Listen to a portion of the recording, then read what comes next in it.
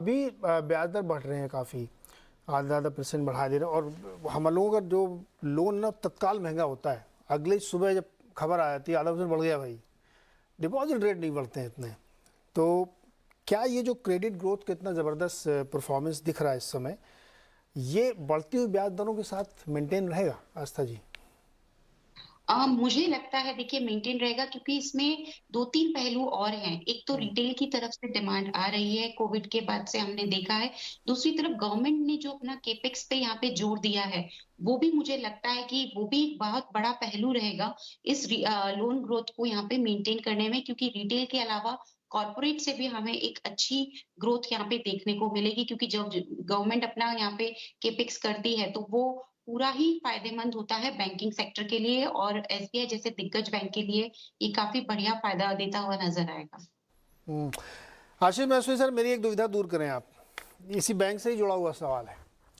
दुविधा क्या है, मतलब वो कन्फ्यूज़न है। जैसे मैंने मारुति के मैनेजमेंट से बात की तो उन्होंने कहा कि 8.5 लाख गाड़ियों की बुकिंग है इस समय इंडस्ट्री वाइड, उसमें 4.5 लाख अकेले मारुति की है। ये बात सही भी है, बहुत सारे लोगों को आप देखिए ना, खूब गाड़ियाँ बुकिंग है तो ले रहे हैं वो लोग। फिर मैंने एसबीआई के मैनेजिंग डायरेक्टर से बात की पॉलिसी के दिन कि भाई ये ब्याज दर इतनी महंगी हो रही है, क्या अभी भी लोग उतना ही लोन ले रहे हैं, होम लोन, पर्सनल लोन, तरह तरह के लोन। तो उन्होंने कहा कि होम लोन की ग्रोथ 18% चल रही है इस समय, मल्टी ईयर हाई पे है, बावजूद इसके कि टिकट साइज ऊपर है, मकान महंगे हो रहे हैं, सब कुछ है, लेकिन उसके बावजूद होम लोन की ये रफ्तार है। लेकिन नंबर्स पे जब जाओ आप तो डर लगता है कि अरे पता नहीं ब्याज दरें बढ़ रही, कैसा होगा। तो क्या ये एक डिस्कनेक्ट आप महसूस करते हैं कि जो ग्राउंड पे हम लोगों को दिखता है वो एकदम अलग होता है, जो यहाँ बहुत सारे ज्ञानी लोग बैठ के बताते रहते हैं कि ऐसा हो जाएगा वैसा हो जाएगा, डराते रहते हैं? देखिए नीरज जी, सबसे पहले तो आपने बात किया कार्स के बारे में, तो मेरा मानना है इस साल कम से कम 38 लाख गाड़ियां बिकेंगी 4 व्हीलर।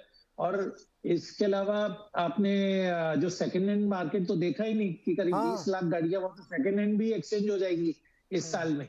तो मार्केट तो बहुत बड़ा है, पहली बात।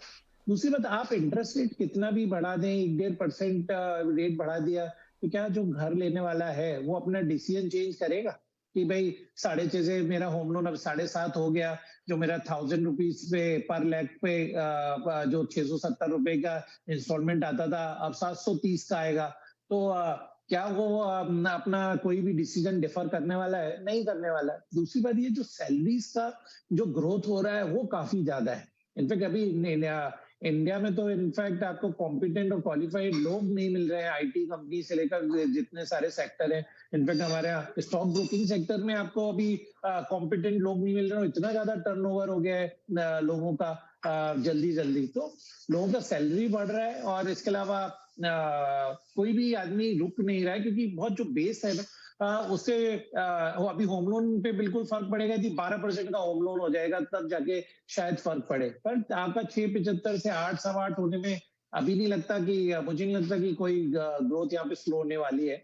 उसके बाद आपकी इकोनॉमी एस्पायरेशनल लोगों की इकोनॉमी है, जहाँ पे एस्पायरेशन है आदमी की कि ईवी लेना है, या मुझे नया घर 2 BHK से 3 BHK में शिफ्ट होना है, या अपना इंडिपेंडेंट घर लेना है। तो यहाँ पे डिमांड बहुत ज्यादा है, सप्लाई लिमिटेड है। तो यहाँ पे कोई बहुत ज्यादा इन्फ्लेशन का या इंटरेस्ट रेट का फर्क पड़ेगा ऐसा मेरा मानना बिल्कुल नहीं है, और कंजम्पशन बना रहेगा। पॉइंट है सर इसमें। और कोविड के बाद से तो और ज़्यादा तेज़ी से डिस्क्रिशनरी कंजम्पशन बढ़ा है और लोगों की सोच में भी परिवर्तन आया है, और वो हम लोगों को दिखता है। इसीलिए मैंने ये सवाल पूछा क्योंकि बहुत सारी खबरें इधर उधर की छपती हैं।